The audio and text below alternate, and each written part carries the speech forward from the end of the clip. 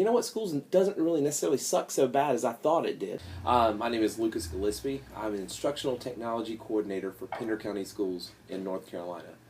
TeachOn. I actually struggled with the idea of whether I was going to stay in public education. And that happened around somewhere between my third and fifth year in the classroom. And I felt like my walls were closing in on me, and that I was really dealing in isolation. I knew what was going on in room 206, but beyond that, out in the halls and out in the school and in the district and the state and public education as a whole, I really didn't understand and didn't feel like I had any voice or influence. In addition to connecting with my students and building relationships there and really focusing on the relationships, was also building relationships with teachers and other people in my profession that were completely outside of my school and my district. Through technology, things like Skype and Twitter, I was able to connect with other professionals that have similar ideas. Video games has always been something that I've been very passionate about as a personal hobby and interest, and early on in my career I realized that a lot of my students had a similar passion and interest. And so I began to play online games with my students outside of school, and I realized in that interaction that we were having more authentic interaction than we were having in the classroom setting.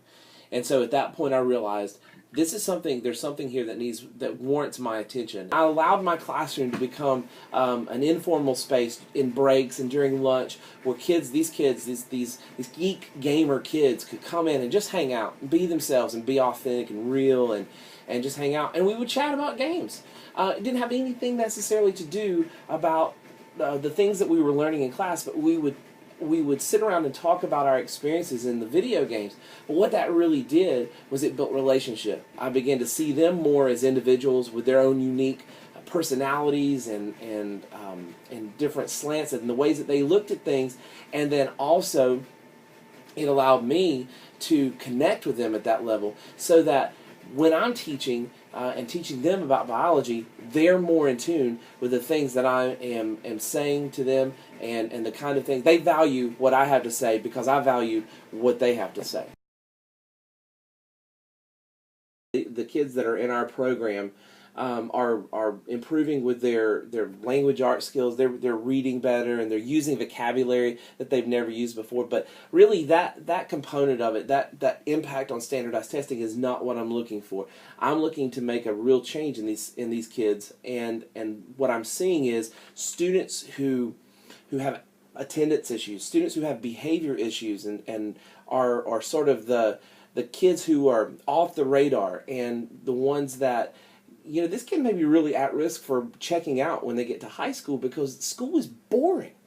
And so those are that's the group I want to impact, and those are the kids that we're actually changing. We're reaching out to them through this program, and we're giving them something that anchors them in school and says, you know what, school doesn't really necessarily suck so bad as I thought it did before. I actually like going, and I actually like learning, and we've gotten this feedback.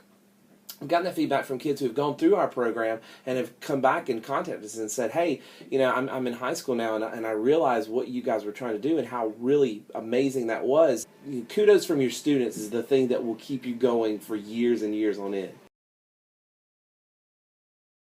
What I'm telling you is that you've got to go out and you've got to make connections with other teachers. Find that network out there. It's out there. There are other teachers that are waiting to hear from you, and that want to connect with you and you to them. So by all means, make those connections. It will change the world for you.